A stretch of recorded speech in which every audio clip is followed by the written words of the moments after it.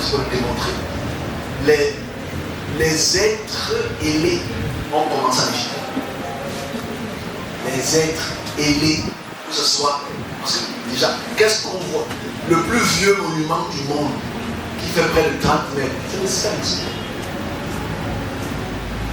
Le Sphinx, c'est un animal ailé. C'est un lion ou une panthère ailé. Sens commun.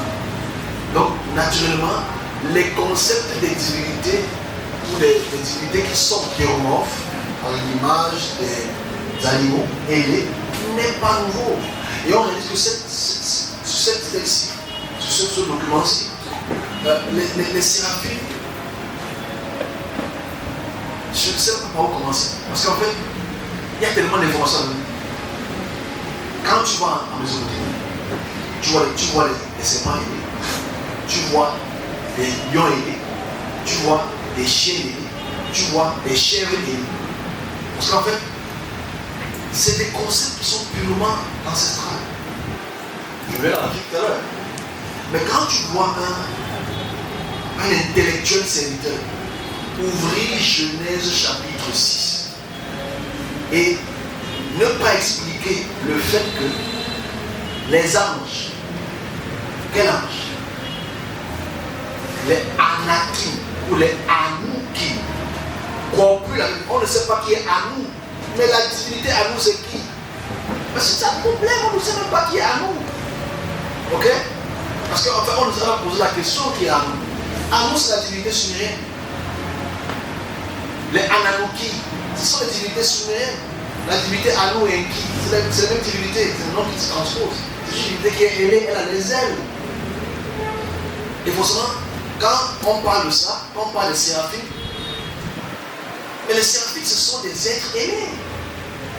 Ésaïe chapitre 10 le dit, c'est qu'en fait, nous, en tant que serviteurs, on veut légitimer une chose qui est fausse. Ce qu'on veut légitimer.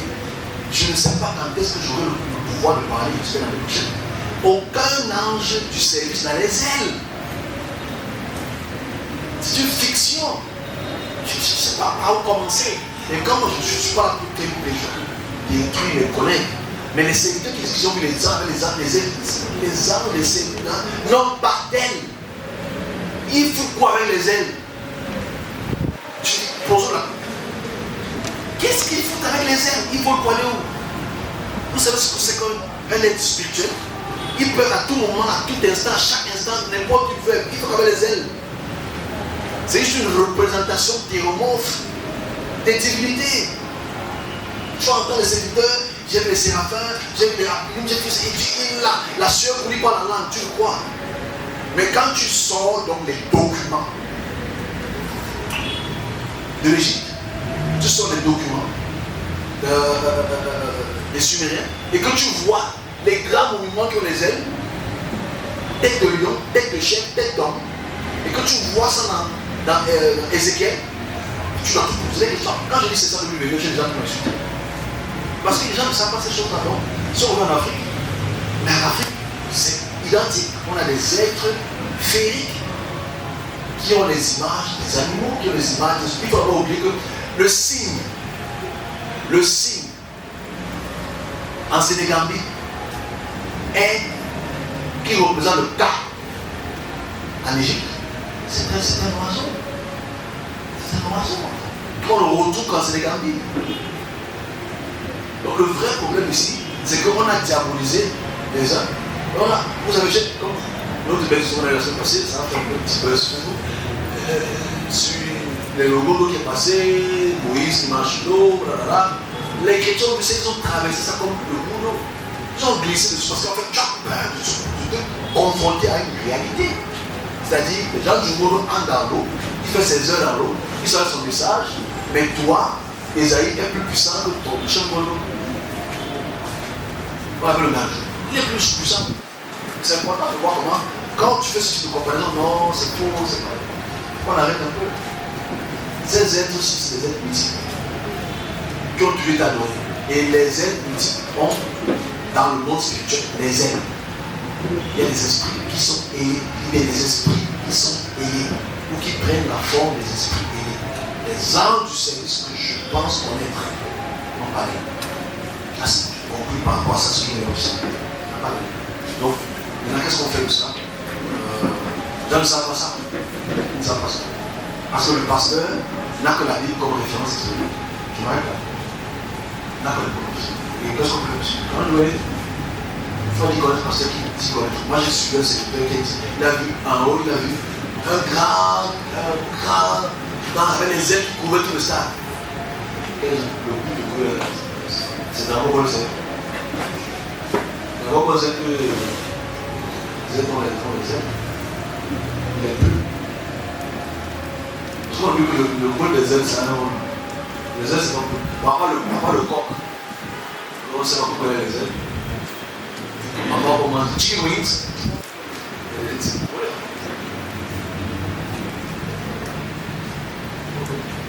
Pour s'envoler. S'envoler. Ok, laisse-le. Pour s'envoler.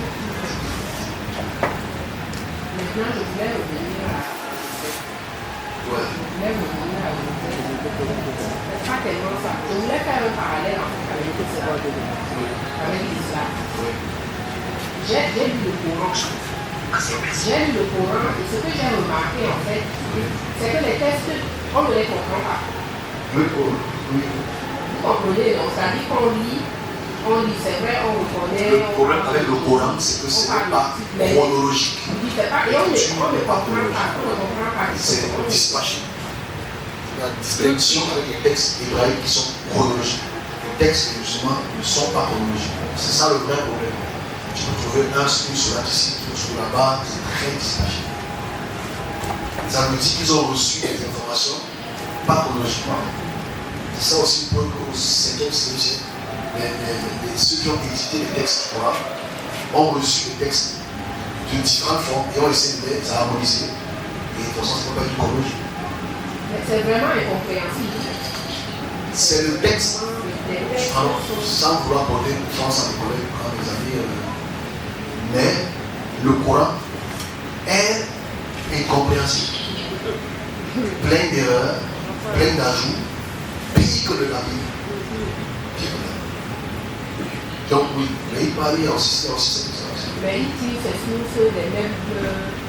En fait, ce qu'il faut, contexte, avant le texte, c'est qu'il faut prendre en considération le fait que dans la région du croissant fertile, pour lequel en Arabie, c'est un mélange de trois religions puissantes.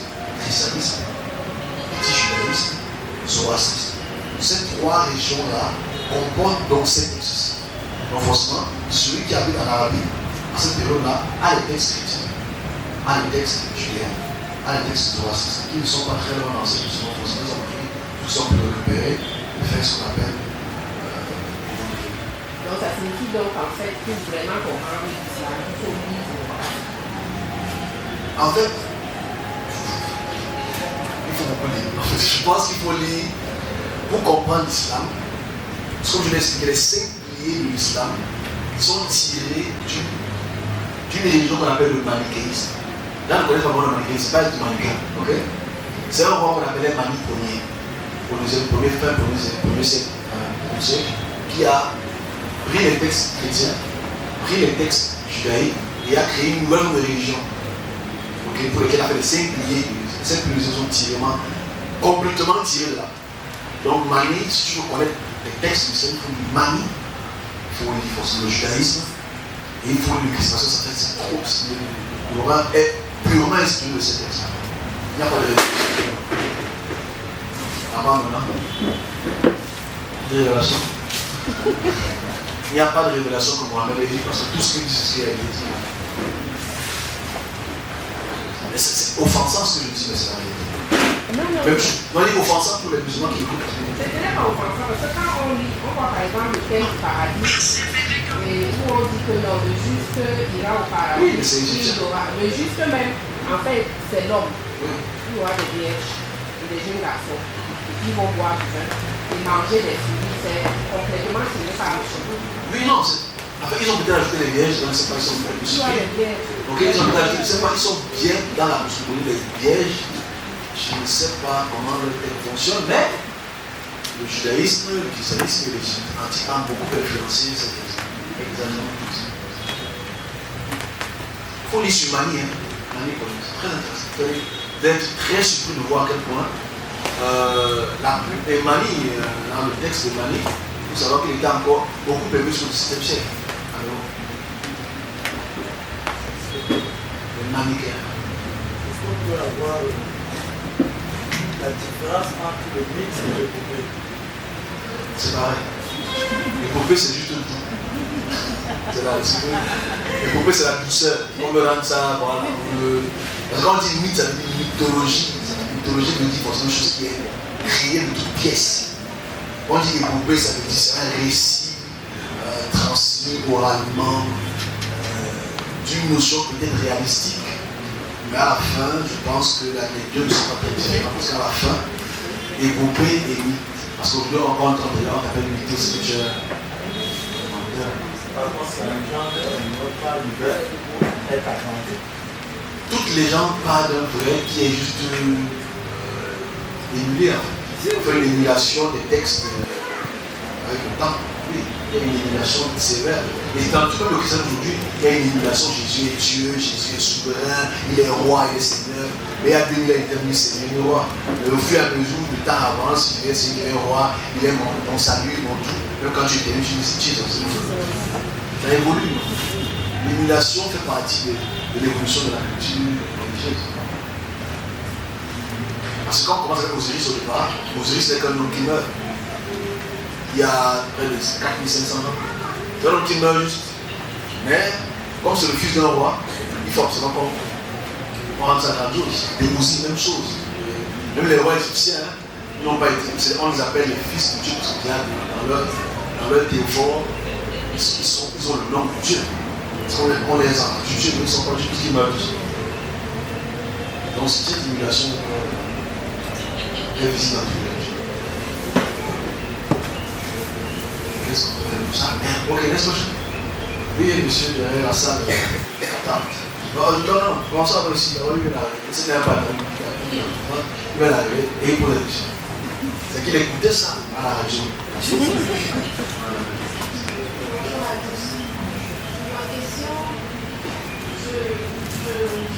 la une interrogation.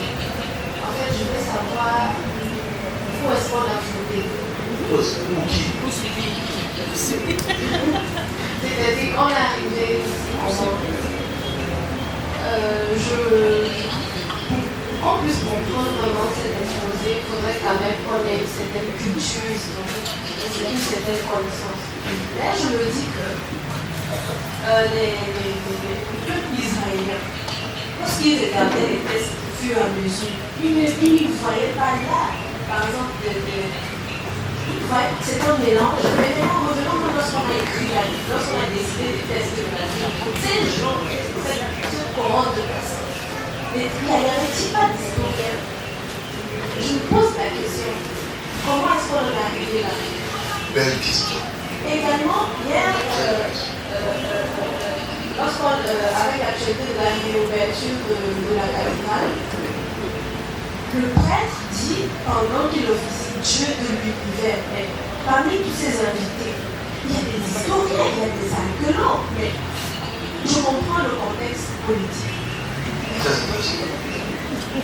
Ok. Comment on va dire Dieu? On commence par là, on va aller comment on arrive là. Déjà la cathédrale de Notre-Dame, en 2008, j'annonce qu'elle brûlait ici.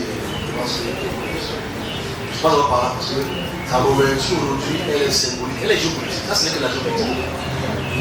L'église catholique est morte en France. Elle est morte en Europe. Ce n'est que les sangs comme le bébé. Tous ceux qui étaient là-bas ne sont pas des croyants. D'abord, contexte. N'oublions pas que les jours olympiques, il y a quelques mois, on a vu ce qui s'est passé. Pour lequel on a mis en avant l'LGBT à un niveau très élevé. Pour lequel on a fait un visuel de la Sainte-Seine. Ok? À l'image de comment ça se fait. N'oublions pas le contexte, contextualisons. Donc quand on ouvre, si on a précipité, parce qu'il faut d'abord se poser la question, qui sont ceux qui ont financé la reconstruction du temple? C'est important de prendre le temple. Le plus grand donateur, les plus grands donateurs, c'est LVMH, 200 millions. Dior, 150 millions, 150, 120 millions. Tout cela, homosexuel. Mettons le contexte. Contextualisons d'abord la conversation. Et forcément, ils sont tous à l'intérieur. Le plus important, c'est que nous, les Africains, ne comprenons pas qu'ils prennent ce monument comme un pilier historique. Donc, cette reconstruction voudrait montrer l'Europe haut et debout. Donc, quand il parle de Dieu de l'univers, c'est juste pour montrer à cette période de guerre, le contexte pour lequel ce n'est que Dieu qui peut apporter. Parce qu'en fait, là, il est dit, Donald Trump vient. Donald Trump, Zelensky est là. La plupart des petits présidents sont là. Il faut bien rester chez lui, mais la plupart des présidents sont là. Ok? Ça veut montrer que c'est le lieu mythique. Mais c'est pas ça. C'est une bande d'hypocrites qui mangent les crevettes. Donc, c'est un symbolisme qui veut absolument rendre l'Europe forte. Mais l'Europe n'est plus forte. Voilà, c'est le symbolisme. Voilà pourquoi Macron pense que comme il a revenu dans tous les choses là, si monsieur Trump est venu sans sa femme, sans ses enfants, c'est une raison. Si Elon Musk est venu, c'est pour une raison. C'est géopolitique. Ils sont là pour leur traité. Donc je pense qu'ils sont là pour l'église. Donc ça n'a rien à voir. Donc je pense que si on va dans le même sens, les premières personnes qui ont arrêté les asyrologues du XVIIIe siècle, c'est l'église catholique. Les premières personnes qui ont arrêté les astrologues du XVIIIe siècle, c'est l'église catholique. L'église catholique est le Vatican, est le pays, dans le pays, qui nous a imposé les lois. Parce que si tu découvres la vérité, ou pas la vérité, la réalité, les textes, imagine qu'on aurait ressuscité il y a 100 ans, c'est qu'on n'est pas là. Ok? Donc, naturellement, les pères prêtres du XVIIIe siècle, qu'on envoie en Afrique pour christianiser, est-ce qu'ils vont venir avec ça? Ils vont venir avec la christianisation pour dominer. Bon, ce texte était caché. Donc, pourquoi on est là? Parce qu'en fait, on nous a. Il y a une chose qui est importante. Voilà, je suis pas là parce que je viens à la première question. C'est très facile pour nous de recevoir un instrument d'éducation et de le transmettre aux enfants. Très facile. On envoie tous les enfants à la catéchèse. Est-ce que les enfants apprennent la catéchèse? C'est Vierge Marie, Mère de Dieu. Si tu apprends ça, toute ta vie, tu le transmets aux enfants. Et les enfants vont avoir les notions de la Bible, vont ça faire à peu près 200 ans qu'on a avec Sainte Vierge Marie. Le Congo est spécial, parce que le Congo c'est 450, 460 ans. Parce que le premier roi du Congo était, on transformait leur nom en portugais. C'est ici en géopolitique, l'Inzali. Donc ici, ce qu'il faut comprendre, c'est que cette transmission a joué le rôle de lavage de cerveau, ou de remplissage de cerveau. Ok? C'est tout. Donc maintenant, il était possible qu'un prêtre, que ce soit Cléda, que ce soit Baga, que ce soit qui que ce soit Titi de soi, devait te montrer ça. Parce que si tu te le montres, il n'a plus d'autorité sur toi. Parce que la seule chose qui lui donne l'autorité sur toi, c'est que la sainte Bible vient de Dieu. C'est un combat qui a duré, pour lequel les gens ont été excommuniés, les gens ont été assassinés, les gens ont été tués pour ça. Ça. On a besoin du moment aujourd'hui. On ne peut plus cacher cette chose parce qu'en fonction de la numérique, de l'information. Donc où est-ce qu'on a péché? Ce n'est pas nous qui avons péché, c'est nos parents qui ont péché. C'est nos parents qui ont péché. Et nos parents aujourd'hui encore pêchent.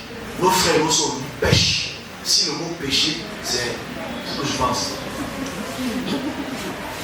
Ok? Donc le vrai problème, c'est pas que nous on a fauté. Bon maintenant, va dire ça à ton voisin, va t'insulter. Montre ça à ton voisin que toutes les lois, les sectes de Moïse viennent de ce texte-ci. C'est-à-dire que fiche quand tu es tiens. Parce qu'il ne sait pas qu'il a été instruit par un mauvais instrument pour l'utiliser. Donc là on a péché, c'est qu'on n'est pas curieux. On a peur de la réalité. On a peur. Ceux qui ne sont pas là aujourd'hui, ceux qui m'ont fou, a raison, hein, parce qu'ils ont peur de la simple vérité. Parce qu'en fait, et c'est là où l'humain, en culture, devrait se poser la question. Pourquoi est-ce que mon cerveau a peur du vérité? Ok? Pourquoi est-ce que l'humain a peur du lion qui vient en courant? Parce que le réflexe qu'on a Quand on voit le chien arriver au cou, c'est un réflexe naturel. Le cerveau de l'homme est là pour protéger les informations. On n'aime pas les nouvelles informations. Il faut le savoir. L'étude montre, depuis 50 ans, fait de très belles études, je vais parler de ça on passer par là, que aucun homme sur terre n'aime une nouvelle information. Il n'aime plus des informations linéaires. Ça veut dire que si tu es chrétien aujourd'hui, comme la plupart de tes chrétiens, quand tu écoutes une information contraire à ton éthique, tu vas seulement bafouer ce côté et chercher une information qui sucre ton cerveau. Parce que dès que ton cerveau est contrarié, ton cerveau tombe. Ton cerveau chute. On appelle ça une dissonance cognitive très forte. Donc, franchement, c'est la nature humaine de ne pas vouloir une nouvelle information. Alors, il faut dire soit